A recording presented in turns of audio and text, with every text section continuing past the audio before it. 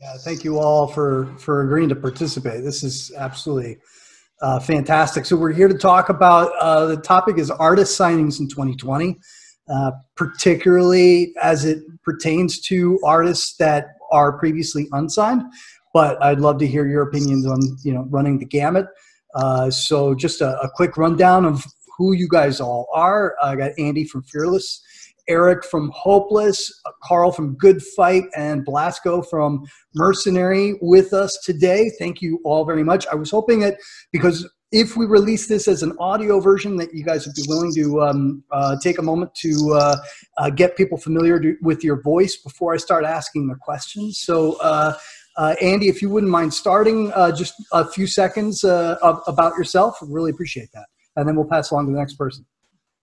Hey, I'm Andy Sarayo. I head up Fearless Records. I also head up the A&R there. I'm glad to join us with a group of very, very fine gentlemen I have a long history with, and honored to be invited here. Excellent. Eric?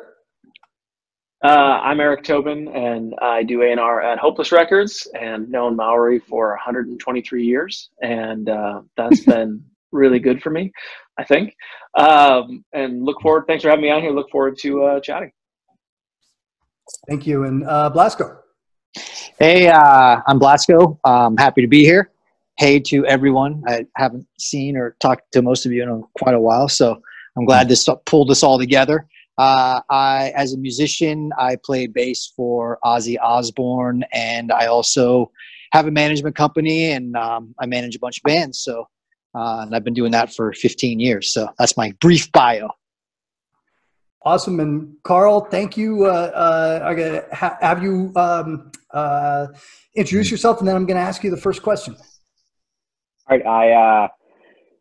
My name's Carl. I own a company called Good Fight Entertainment. I own the record label, which is Good Fight Music. I'm a partner in the management company, Good Fight Management.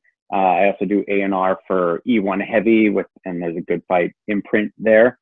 I've known Maori since the 90s, and we were in shitty bands together, and I made him move a couch for me once because he had a van and I didn't. I've also known I lived in a bus with Tobin for 2 weeks, and Blasco and Andy, I've known you guys for way too long as well. So I appreciate you guys asking me to be here. Excellent. Thank you. Carl, what was your outlook for 2020, and how has coronavirus changed that, both for for everything that you do?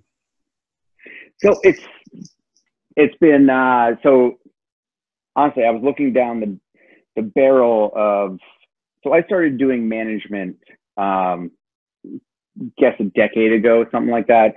Previously, I've been doing, since the 90s, my main focus has been a record label. And then when we started Good Fight, I started delving into management as well, like, someone like Blasco does, and doing both. And I felt like as we were going more digital, that having, a supplementary service-based business that didn't cost me anything, but made revenue would help.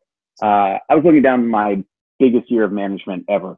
Brought on 2 new clients that were super exciting, are still super exciting. Things were looking great. And now none of that is happening. So, it's one of those things where it's like, all right, this is what I was looking forward to. This is what I projected. And now this is the reality of it. I'm okay because I have the record label, and obviously the vast majority of our business is digital, and that's going to get us through. But I've spent the last 3 weeks, the vast majority of my time is doing pretty much anything I can to find the various outlets that our artists can use to find for government funding, whether it's unemployment for artists or the SBA stuff or Music Cares and all. There's so many funds that are set up for artists, which is great. They're not applicable to me, but they're applicable to my band. So I've been doing the best I can to push those towards the guys. And Eric, can you relate to what Carl's going through? Do you have a different set of a different agenda? Did you have a different outlook for this year than what he had? I think that I can some of it's that way. I mean, the one thing that I don't have to deal with as much is touring on my side. I don't have any of that. Our year has generally not changed too much. We've changed a couple of things. Those artists that have already had their releases set up, we're trying to stick to those schedules. We're trying not to change it because, I think there's even more of a bottleneck come the end of this year. If everybody's canceled this year, they're trying to figure out fall time and springtime. We're trying to keep releases in the same place and have contingency plans. So my year hasn't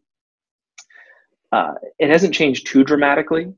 I think we're trying to keep as many things in place as we can, and those things that aren't announced, trying to move them along. But so far going into this year, it's and I'll say this too, it's a little case by case, and we've only been in this for about 4 weeks. I don't actually know all of the things that have changed yet, because I think some of the stuff that has initially changed feels like we've got under control. The bigger question is what hasn't changed yet that we don't have under control, if that makes any sense at all. And Blasko, I would imagine that touring is a much bigger piece of your pie than perhaps it is with the A&R guys, right? Yeah. First thing I want to say, though, is just anyone that's listening to the audio portion of this, we're doing this via video conference, and I just like to give a thumbs up to Carl proudly in front of his Nickelback multi-platinum record. Just, it's just zero fucks. It's just amazing. But yes, my year has been totally turned upside down. So, improvise, right? Like, you do what you got to do. But yeah, man, I had a hot shit year planned out that now is, in the crapper. So I gotta, I'm just in a position to improvise and adapt, as all of us are. And we have, no real light at the end of the tunnel. So, we're just doing I think all of us are kind of relatively doing all the same things and have all the same struggles. And, we just hope to get out of it sooner than later.